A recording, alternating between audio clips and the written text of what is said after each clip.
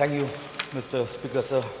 I would like to remind you that you have to finish your statement within 10 minutes. So time is allotted for making the statement is 10 minutes only. 10 minutes, sir. Thank you.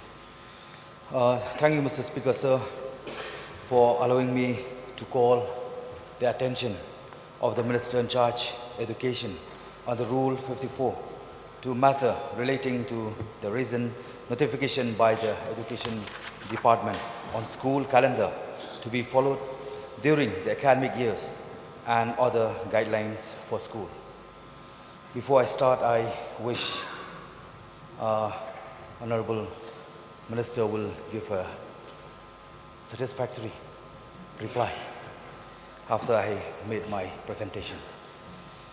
The particular notification that I'm referring to is number ED.168/2010/166 dated January 2023, wherein instruction has been issued to all schools in the state of Meghalaya on the matter of school calendar, minimum working days and instructional hours, school holidays, school timings, syllabus and lesson plans, backless days, formative assessment and parents-teachers meeting. Mr. Deputy Speaker, sir, all these matter are well and good, and I appreciate the Education Department for bringing out the set of instruction mostly related to implementation of the Right of Children to Free and Compulsory Education Act, otherwise known in short as RTE Act. However, I shall not be talking about the matters that have been covered by the instructions. Instead, Mr. Speaker, sir, I wish to inform that the reason I'm bringing this call attention is because I strongly feel that the Education Department has been selective in what instruction to put in the notification, while remaining silent on the most conspicuous matter that affects parents and guardians who are sending their children and ward to school, and that is the matter of school fees. The steep amount of monthly fees charged by private schools is becoming a real struggle for parents and guardians. And if this amount is not high enough, then the annual fee charged at the start of the year, which is roughly about 6 times the amount of monthly fee, has become almost like having to pay an additional half year of monthly fees if they want their children and wards to continue going to the same school. Mr. Deputy Speaker, sir, there is a lot of public resentment against charging of such high annual fee, where it's not explained anywhere by the school authorities why and on what account such high annual fee is being charged. On top of that, most of the private schools which charge annual fees are already receiving grant and aids from the government for development of school facilities. How is it then that the Education Department is turning a blind eye to the steep amount of monthly fees charged by private schools? And why is it that the Education Department cannot regulate the high amount of annual fee being charged by private schools who are receiving aid from the government? I believe the matter of school fees come well within the administrative purview of the Education Department when the RTE Act in Section 2, Clause N, has clearly specified the kind of schools that find definition under the RTE Act. It is therefore a great disservice to the school students of the state if the government and the education department will not step in to regulate the amount of monthly fee and annual fee charged by private aided school. We should know that there are some states in India that have in place regulatory bodies which set guidelines for fee fixation to ensure affordability and prevent arbitrary increase. Why can't it be done here in the state of Meghalaya? Fixation of fees charged by school should be based on certain considerations. For example, monthly tuition fee and yearly increment should be fixed only after consensus with parents, teachers, association.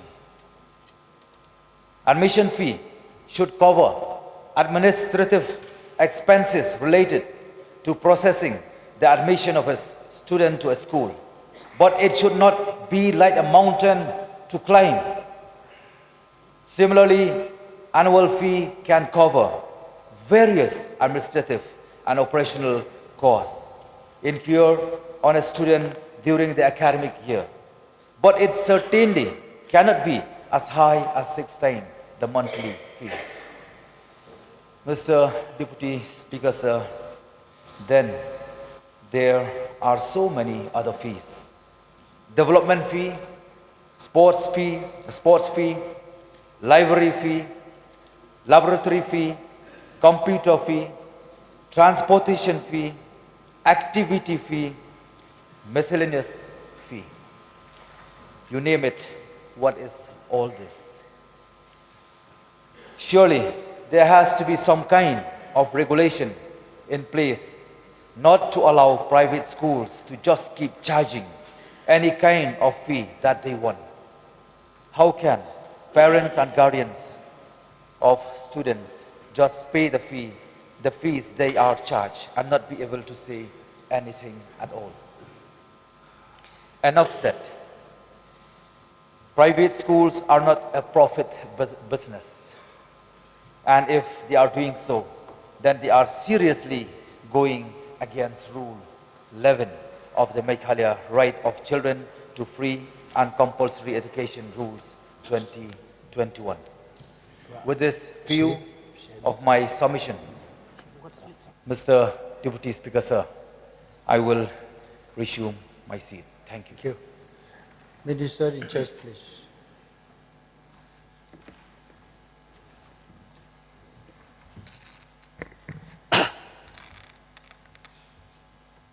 Deputy Speaker, sir. So first of all, I would like to thank honorable members of the Circus House, Sri Adalbert Nogaram, honorable MLA from North Shillong, for calling the attention notice under Rule 54 of the Rules of Conduct of Business, highlighting the recent notification by the Education Department on school calendar. Sir, the school calendar for 2024 academic year was issued on 29 January 2024. The main objective of issuing this were to bring uniformity and standardization of the school days and timing of schools. Sir, moreover, there are several new features which needed inclusion in the school calendar to make education more effective in the state. Sir, the major component of the school calendar is the opening and the closing date. That to ensure that uniformity and to comply with the RTE Act 2009, which require for class 1 to class 8 in terms of school days and hours, these days were mentioned. The flexibility of exam date was given to all schools. It has come to notice of the department that many schools randomly start and close the session, which result in less number of school days and hours. Sir, it may be informed that the right of children to free and compulsory education act, the school days in accordance to the act of LP school is 200 school days and 800 hours of academic. UP schools needed to have 220 school days and 1,000 hours of academic classes. So it is popular acceptance that the maximum time spent within the education institutions will help boost the learning outcome of children. That, sir, the majority of schools in the state are not reaching the mandatory number of days as mandated by the RT Act. Therefore, sir, to bring uniformity and to ensure that we have sufficient number of school days at all levels, the school holidays are mentioned in accordance to the notification issued by the government. Sir, school timing have only been notified for the government school to plan in such a manner that the mandated days within the provision of the RTE Act. Other schools are advised to schedule in same way. Sir, the Education Department, in order to implement the activities under National Education Policy 2020, that school on certain days, children may go to school without the bag and learn and participate on several other curriculum activities. Therefore, as list of 10 teams of backless days has been given. That, sir, the school have been given the time to decide on which day they wish to observe these days. They, sir, have to inform that August House that consultation and feedback was also invited on the same.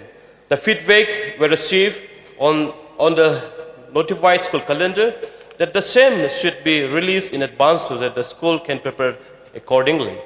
Therefore, sir, school calendar 2025 shall be notified this year in November 2024 itself. So it wouldn't be difficult to achieve the minimum school days mandated for UP school, UP by certain school. However, this clause is mandated by RT Act, and there are several positive feedback as well as assuring the compliance of those respective schools.